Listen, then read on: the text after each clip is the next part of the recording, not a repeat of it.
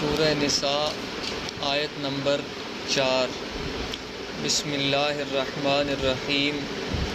وَآتُوا النِّسَاءَ، اور دو تم عورتوں کو صدقاتہن، مہر ان کے، نحلتاً خوشی کے ساتھ۔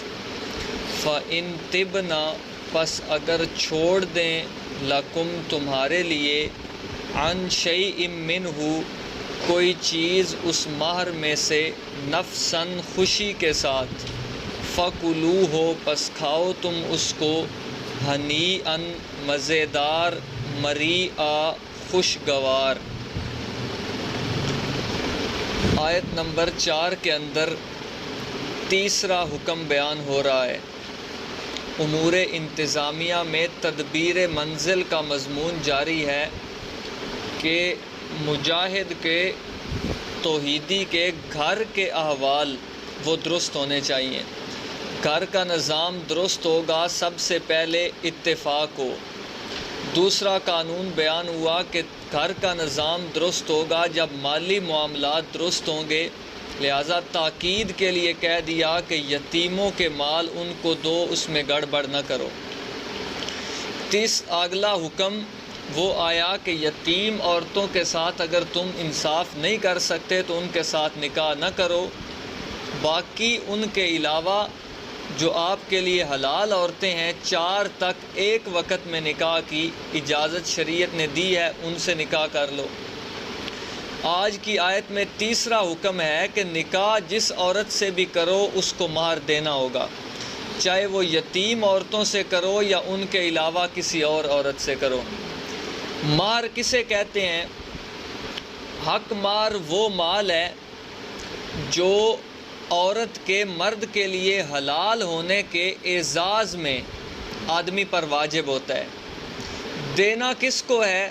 حق کس کا ہے؟ قرآن نے کہا آتوا النساء، بیوی کو دینا ہے، نہ اس کے والدین کا ہے، نہ شوہر کے والدین کا ہے، نہ اس کے خاندان والوں کا ہے، نہ شوہر کے خاندان والوں کا۔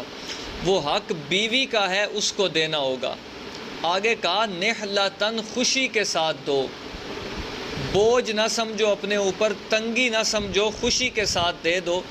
ہاں اگلی بات جدا ہے، اگر وہ اپنی خوشی کے ساتھ تمہیں سارا مہر معاف کر دیں تب بھی ٹھیک ہے، اگر کچھ حصہ معاف کر دیں پھر بھی ٹھیک ہے، اگر وہ سارا مہر لے کر پھر دوبارہ واپس کر دے پھر بھی ٹھیک ہے، لیکن اس میں شرط ایک ہے، ان طبنا، وہ خوشی کے ساتھ ہو، جو کچھ بھی ہو، فراڈ کے ساتھ نہ ہو، فریب کے ساتھ نہ ہو، اسی طرح دھوکے کے ساتھ نہ ہو۔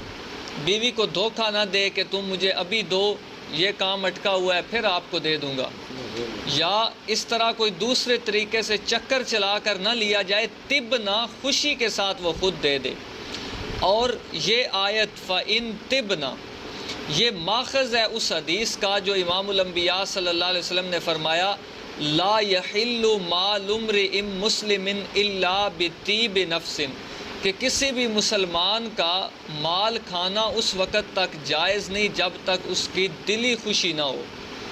یہ خواہ مخواہ ہم ایک دوسرے پر دعوتیں دھرتے ہیں، آپ نے آج یہ کھلانا ہے، آپ نے آج یہ، اگر اگلے کی دلی خوشی نہیں تو حرام ہے۔ تو دلی خوشی ضروری ہے۔ تو یہ آیت ماخذ ہے اس حدیث کا، حدیث میں مکمل مضمون بیان ہے، آیت کے اندر صرف ایک عنوان کے تحت یہ بات آئی کہ حق مہر اگر عورت چھوڑے خوشی کے ساتھ۔ اب اگر وہ سارا معاف کرتی ہے بغیر لیے تو اس کو ابراء کہتے ہیں شریعت میں، کہ اس نے اپنا حق چھوڑ دیا۔ اگر وہ لے کر پھر واپس کرے تو اس کا نام ہبہ ہے۔ اگر زندگی میں آدمی نے حق مہر نہیں دیا تو اس کی موت کے بعد سب سے پہلے اس کے مال کے ساتھ 3 واجبی حقوق ہوتے ہیں۔ سب سے پہلے تو اس کے مال سے تجہیز و تکفین، کہ اس کا کفن دفن کا انتظام ہوگا۔ عجیب بات ہے، ہم شریعت سے الٹا چلتے ہیں۔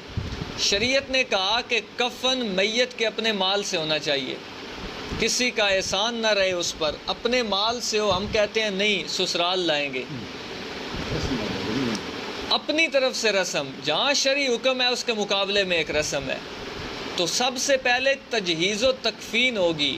قبر والے کو پیسے دینے ہیں تو میت کے مال سے، کفن لاؤ اس کے مال سے، غسل والوں کو دینے ہیں اس کے مال سے دو. اس کے بعد اگلا ہے کہ کوئی اس پر قرضے ہیں تو ان کی ادائیگی، اور ان قرضوں میں مہر بھی ہے. اگر کسی سے قرض لیا ہے تو وہ اس کے مال سے ادا کرو. انہی کے اندر اگر مہر رہتا ہے، اس نے بیوی کو نہیں دیا تو وہ بھی اس کے ترکے سے دیا جائے گا، یعنی چھٹی نہیں ہے اس کی. زندگی میں دے تب بھی، مرنے کے بعد پھر بھی اس کے مال سے دیا جائے گا. اور تیسرا حق کہ اگر کوئی وصیت کی ہے تو وہ وصیت ہوتی ہے، اگر یہ بھی نہیں، ثلث مال سے وصیت ہوتی ہے، تیسرے حصے سے. وصیت نہ ہو تو پھر ورثاء میں ان کے حصوں کے بقدر تقسیم ہوتا ہے. تو ہمارے متعلقہ بات یہ ہے کہ مہر معاف نہیں ہوگا، موت کے بعد بھی اس کے مال سے دیا جائے گا، پھر وراثت تقسیم ہوگی. وَآتُوا النِّسَاءَ، اور دے دو تم عورتوں کو، صدقاتہن، مہر ان کے، نہلتاً، خوشی کے ساتھ. فَإِن طِبْنَ، پس اگر چھوڑ دیں، لکم، تمہارے لیے، عن شیئن، کوئی چیز، منہ، اس سے، نفساً، خوشی کے ساتھ، فَكُلُوهُ، پس کھاؤ تم اس کو، ہنیئاً، مزیدار، مریئا، خوشگوار. یعنی پھر تمہارے لیے حلال ہے، جدھر مرضی استعمال کرو، جب اپنی خوشی کے ساتھ وہ چھوڑ دیں، لیکن چکر نہ ہو.